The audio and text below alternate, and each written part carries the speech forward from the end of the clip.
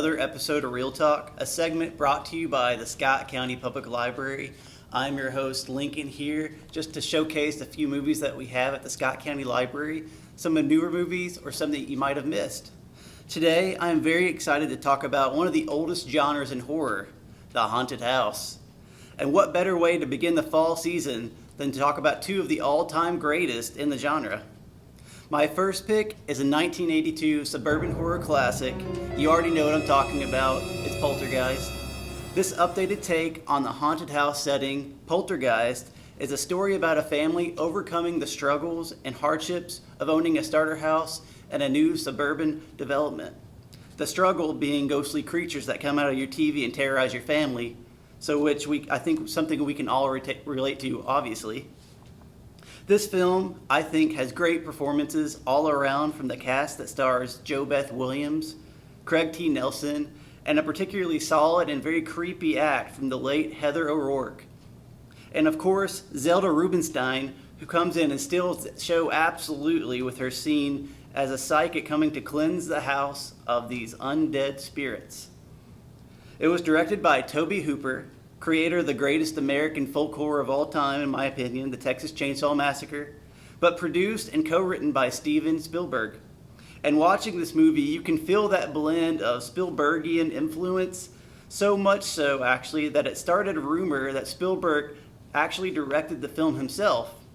This rumor eventually got so widespread that old Steve had to actually put a full-page ad in Variety magazine back in 1983 to tell everyone that Tobe Hooper directed this movie. The movie had a budget of around $10 million as it was shot through the summer of 1981 and was a commercial success, earning over $76 million in the United States, making it the highest grossing horror film of 1982, and critics calling it the Summer of Steve for his movie that also came out, E.T., just a week after that. It is still one of the greatest, I think, Poltergeist is one of the greatest haunted house movies, even now 40 years later. Next up, I'm excited to head west to Seattle for this chilling and very atmospheric classic, The Changeling. When it comes to traditional haunted house movies, this movie stands in like the pantheon with all the likes of like The Uninvited, The House on Haunted Hill, and even The House of Usher. This ghostly tale stars theater great George C. Scott as he tries to escape his personal traumas, only to find he's living in a home with a ghostly occupant with a mystery that's dying to be resolved. Now let's just step back and talk about George C. Scott for just a minute. A long-standing acting career that feels something like a Hollywood story of in itself. From exploding on the New York stage with Broadway hit plays like Death of a Salesman and Sly Fox, to a wild era where he was starring in some of the biggest box office performances of the day, like Dr. Strangelove, The Flim Flam Man, culminating in the movie I think everybody pretty much knows him in, Patton, which he won an Oscar for.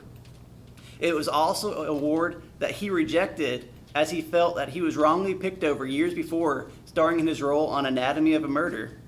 He went on to win dozens and dozens of awards, and still they are still hanging there on the shelves waiting to be picked up because he just didn't believe in picking them up anymore. He kind of washed his hands of all these award ceremonies.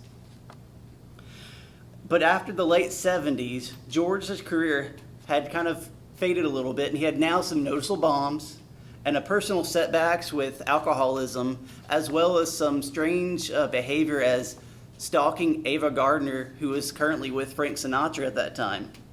So when he came to star in this movie, it was kind of a fresh breath for him.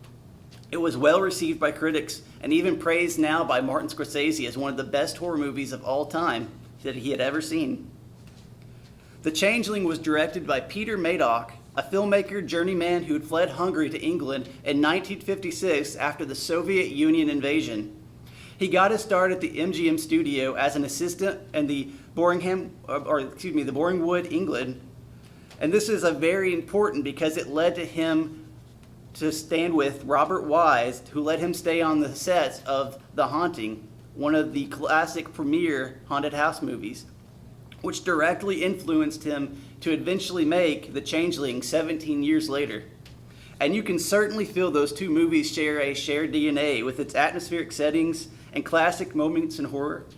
The Changeling in particular has a seance scene that still raises hair on my arms when I rewatched it for this review. The film itself was shot in the fall of 1979, and while it takes place in Seattle, it was actually mostly shot in Vancouver, Canada, with most of the exterior shots done in Seattle for, kind of those big landscape shots of like the Needle Tower. And the highlight of the further response to this movie when it came out, it had actually won the Best Picture at the Academy of the Canadian Cinema and Television with its first inaugural make of what they call the Genie Awards now, which is still a thing today. So it's really kind of, I think, stood the test of time as I've rewatched it, and I love it even more than I have in the past. Just a reminder that all of this week's films are available now at the public library, and I encourage you to search them out and discover them for yourself and whether you like them or not. And you can always find every single episode of Real Talk on our Facebook or YouTube, and I encourage you to check out our website for more programs at the Scott County Library. This has been Lincoln here for Real Talk, always reminding you to watch more movies.